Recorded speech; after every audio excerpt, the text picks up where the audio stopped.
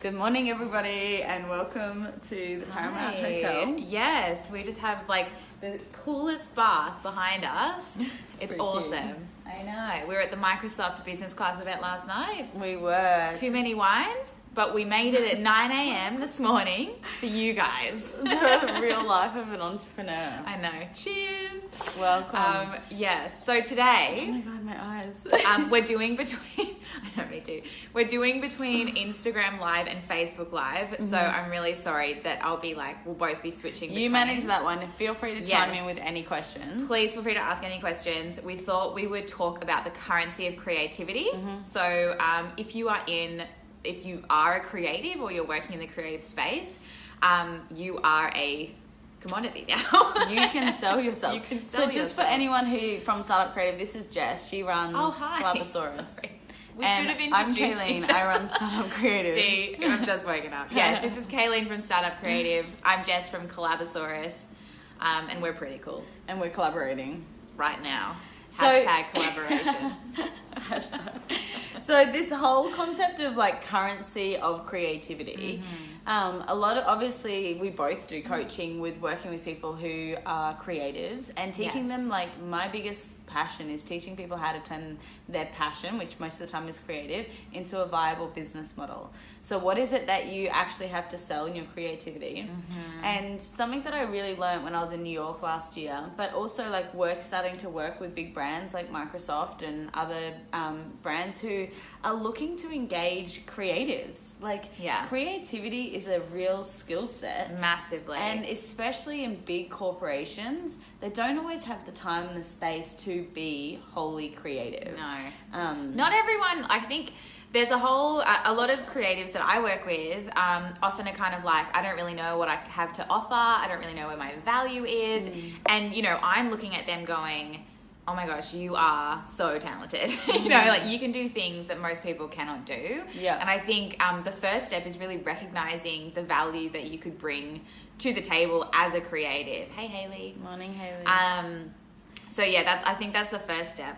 I once had this client who, she was an amazing illustrator, and she said to me, I said, what's your dream collaborations? Like, who would you like to work with?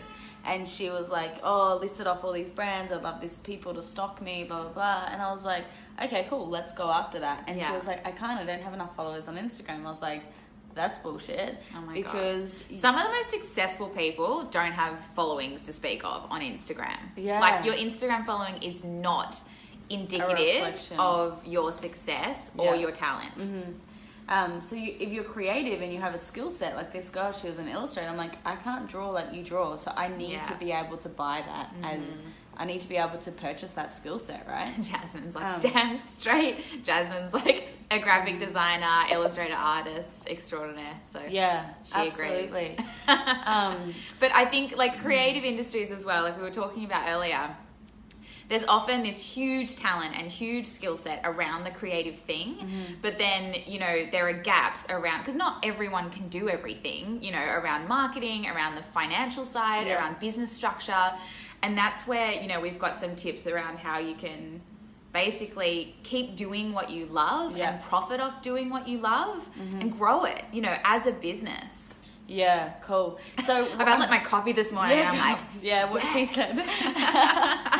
No, so I guess like that's something that we've both done, and like running a magazine, it definitely showed like you come across legit creatives. Like I interviewed someone the other week for I saw that, the artist. Miso, the artist, and she was amazing. Like she's a legit creative. She definitely has mastered business hustle as well, but she has this incredible creativity that's just like, whoa, like your mind is wired in a different way, and of course people want that, right? They like people want her art tattooed on her, and all of those things, because she's a no one wants the Collabosaurus tattoo like logo tattooed on them yet, which is just, that would be life goals. So looking at definitely so it's a creative, it really is a thing, and I think we are so lucky that we live in this world now that people are able to are looking to buy that. So what we want to do this morning is we've got 3 top tips for how you can start to use your creativity and make it I'm all about the pen. Me too. How you can turn your passion into a business. A viable business that you can grow. A profitable business. And this is Yes. what we're all about, because the first thing that we noticed when we sat down to write these notes was that creatives undervalue themselves. And they actually say, you know, like they don't price themselves enough. They end up giving too much away for free, or you know, particularly in collaborations. Obviously, not through Collabosaurus, but collaborations that happen off the platform. We get a lot of feedback from creatives that is kind of like, I felt like I've been burned before in the past from like a bad collaboration, or I felt like I was taken advantage of. And that is absolutely one of the reasons we actually built Collabosaurus, to combat that and make sure it's an equal exchange of value. Yeah. So to launch straight into our tips, the first one is to know your value. So break down exactly what you have to offer and put a dollar value on that. It's worth something.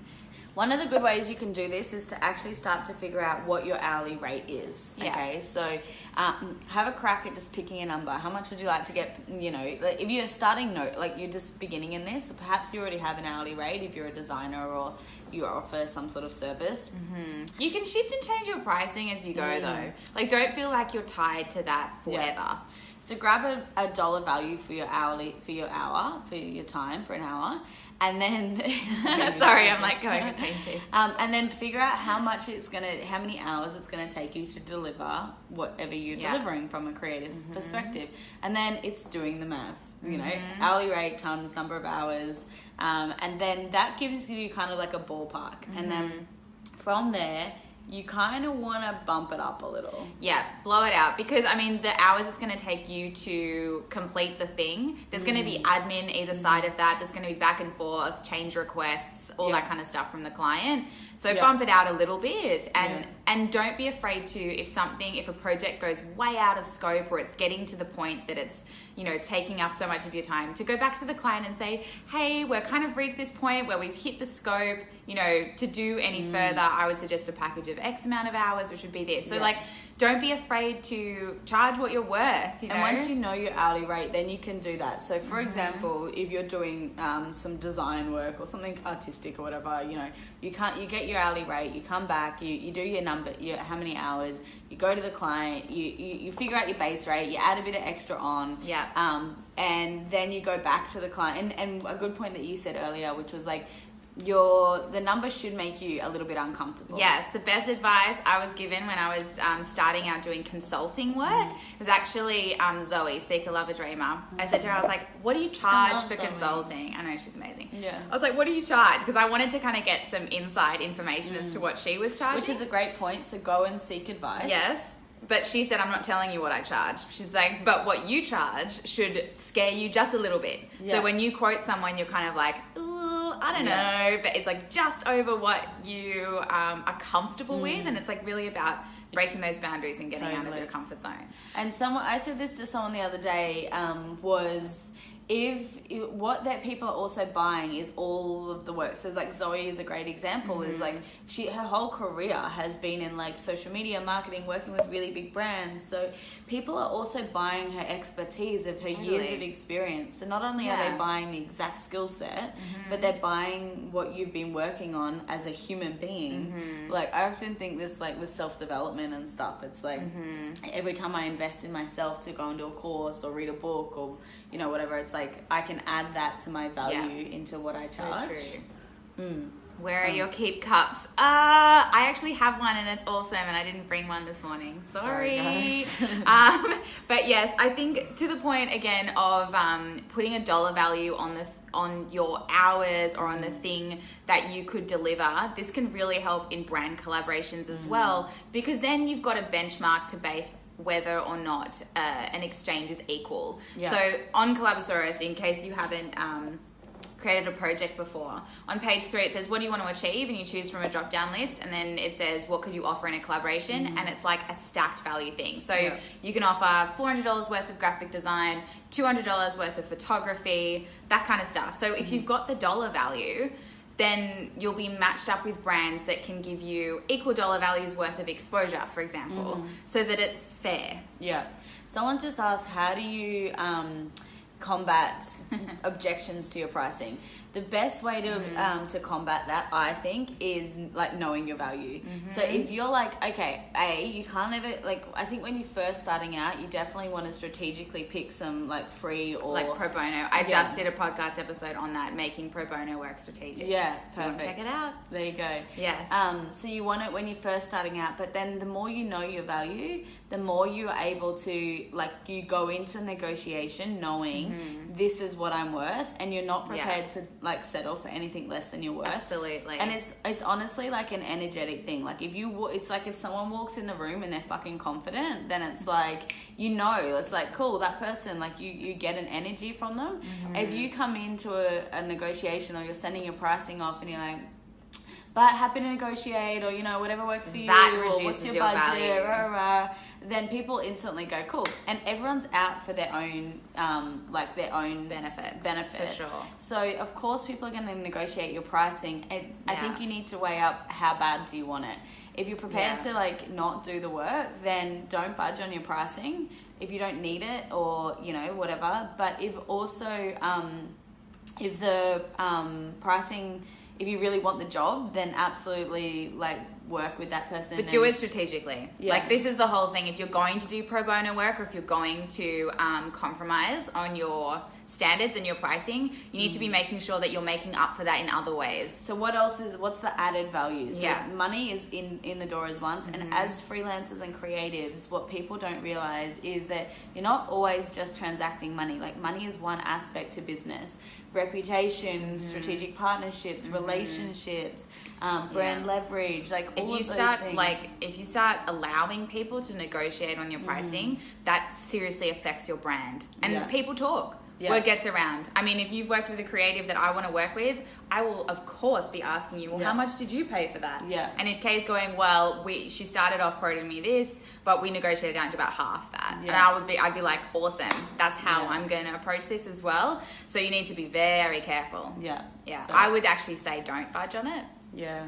I mean, if there's added value, then absolutely. Well, then it's a strategic thing. Yeah. And if they do budge, this is something someone told me, which was really smart. If they do want to knock down the pricing, then knock down what you're offering. But yeah, cool, I can do it for that price, but it won't include this, this, and this. Yeah, true. So, True. Which is why knowing your hourly rate's really important, because then you can give and take bits and pieces. And then they're buying less, you know. So number one, know your value. Put $1 price on that thing. A really good chapter that we did in our ebook, which really helped me, I think Ainsley wrote it in chapter 1, was going and doing like a market research as well. So looking at what your competitors are charging, and then starting to like go, where do I want to be on the in the marketplace? Do I want to be high end and maybe have less clients, or do I want to be available for everyone and make it really affordable? Do I want to be competitive with my competition? So like really like there's about 5 or 6 worksheets in our Marketing 101 ebook, and it's you like spend some time like figuring out how you want to enter the marketplace and how you want people to talk about you and go, she's really good, she's really cheap, or do you want people to be like, she's really hard to get into, or like, you know, like it's worth every penny, or whatever, you know. So that's like, your brand is what people say about you when you're not in the room. That's such a good quote. What do you say about me? Oh my gosh. What's my this Kayleen girl, so, she's really cool. Yeah, have a think about your branding, for sure. Of course, that's what I think. So yeah, know your value. Have a think about your branding and how you want to position yourself in the market. Yeah.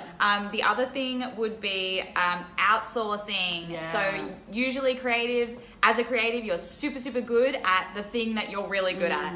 And if you're like me, the stuff that you're not good kills your soul. Yeah. So and kills your creativity, which is what you're ultimately selling, right? And it pulls you away from that stuff. So investing in people who really know their shit around where your skill gaps are. So whether that's in business structure, in marketing, in financial stuff, outsourcing that can be a huge investment into you and your business and how you'll actually be able to grow. Because if your product and your service is your creativity, you need to make sure that your focus is there, and that is where, you know, you can deliver. Totally. I have 2 clients who recently had this conversation with me, and I was like, they're both in the health practitioner space, and I was just like, and they're really good at what they do, and I was like, just do that. Like, just do what I say, and you keep doing what you do good. And then I'm just going to give you bullet points and tell you exactly what needs to happen to get this business off the ground. Like, simple things like, okay, we need to get a website out. Have you got a mailing list? Blah, blah, blah. Like, stuff like that, right? And like, you just need to do the things and keep focusing on like let me take care of the business side of stuff. Like that's what I'm good at, is putting those foundations in place. So it allows you to keep the quality of what you're actually selling. So absolutely. So important. And don't be afraid, you made a really good point of this, is to invest in it as well. So a lot of people, you know, it can be easy to go, yeah, but then like if I take a contract for $10,000, I get someone says, cool, we'll contract you $10,000 to do that, and maybe you're going to spend $1,000 of that dollars on a VA or someone who's going to, you know, set up a system or, you know, type it up or whatever, right? That is an investment in the quality of your products, because then you can go and write, you know, the program or whatever you need to do, and then someone else is going to do the nitty gritty so that you know you can deliver a 5-star product. There's a really good free product called Toggl that I used when I was first hesitant to outsource things in Collabosaurus. I was like, I'm doing all of the things, and and in my head I was like, I want to outsource the bookkeeping because I hate it the most. But then I used Toggl to kind of time track and figure out where you're actually spending your time. And what I found after 2 weeks of Toggl, I found that I was spending 1 hour to 2 hours a day on admin stuff. And I was like, oh my gosh, I feel like that is such a, you know, time misspent. And that is where I need to actually invest in an outsourced VA, which is where Sarah came in, and she's amazing. We have the same VA. She's great. We she talk is. about her. Yes. Pass and details on. Yes, creative VA is Sarah. Check her out. But she's pretty busy with us. I think we've actually maxed her out, but every now and again I try and squeeze more clients onto her. Yeah. Like, you've got an opening. Hey, Carly. The really good point around that was, it's like, it's an investment. And I actually had a photographer client the other day, and I was like, she was spending all this time editing her photos. And I was like, the more time you're sitting in front of a computer actually editing the photos that you can teach someone else to do, the less time you're actually out on the ground turning over making your money. So you've already been paid for that job, you've done the work, you're editing, and then you're going to deliver it, but someone else can do that editing. It's dead time for you. You're the photographer, you've got the skill set, people are paying, like, want to buy you by taking the photos, so that's where you need to be out doing that. Awesome. So absolutely, They were all of our tips, weren't they? I think so. So we're talking about like knowing your worth, marketing, know your value, outsource stuff that you're not good at. It's worth the investment. Know where you want to position yourself in the market. So let's maybe just quickly give a marketing top tip for if someone is collaboration is a great one. Use Collabosaurus for that. There you go. Clearly she's the queen of collaborations. But for creatives who want to like grow their brand or start to get some bigger jobs or things like that, like what would you suggest? The first thing is really, really knowing your value and putting a dollar price on that, so that then you can leverage and negotiate a worthwhile opportunity that's going to help give back to you just as much as you're going to put in. So that's the first step then, is sit down and go, where do I want to go next? So often with business, we start out in this pool and we're like, okay, these are like my networks. Like the first kind of thing I did in business was like, who do I know? Who's in my space that I can do business with?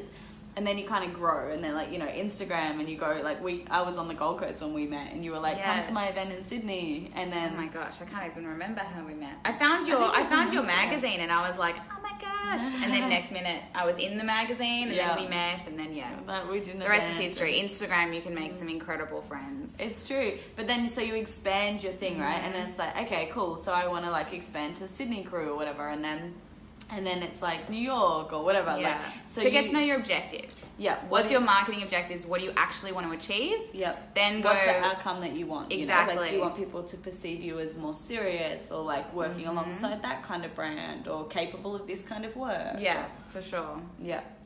So that was the first step, is like kind of decide what outcome or like where you want to go with it, and then what we do.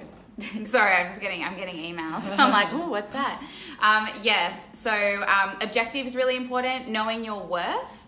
And then the kinds of brands you'd really like to partner with is really good, that aligns with that objective. So make a list of your dream collaborations. Yes. I always ask my clients that in their intake For form. sure. And that's a really good place to kind of keep in mind. And I mean, I'm always about reaching out, just because the worst thing that can happen is for them to say no, and then you're in the exact same position. And you're get comfortable with hearing no. It's really normal. Absolutely. So normal. I've heard no, I hear no all the time, consistently. No one says no to me anymore. But another thing you can do, I mean, having a list of dream collaborators is awesome. And you can use Collabosaurus as a way to kind of suss out the structuring of your value, and also see what kind of opportunities are coming back anyway, that relates to your objective and your, you know, the value that you've popped in and the industry spaces that you want to partner with. And then that leaves you so much more open to opportunities, which is awesome. Yeah. Shameless plug. Get on Collabosaurus. Yeah, there you go, guys. So decide what you want to do next, set your intention for that, and then also know your value and how you're going to get there. Then start dreaming of who's going to help you get there and leverage it, and then go out and network and collaborate and bring something to the table as well. So bring that offering, and as a creative, the first thing you really, really need to know, and the whole point of this video, is to know that you have something to offer. Oh my God. Know your worth. You are amazing. You're creative. People need that. The world needs it. It's what makes the world so pretty. It makes things beautiful. It makes innovation happen. Like, creatives are, I'm so passionate about people doing what they love and taking it to the world, and knowing that we actually live in a day and age now that you can put a price tag on creativity. Yes. Like back in the day, like art was like, you know, the struggling artist thing, you know. And it doesn't have to be anymore. A handful of people made great money off it. It's like, not anymore, guys. You can do what you love, and you can totally make money from it. Good money as well. Okay, so like set that intention, know that you're worth that. And then start doing it. Voila. Let us know how you go. Have a great day, guys. Thanks, guys.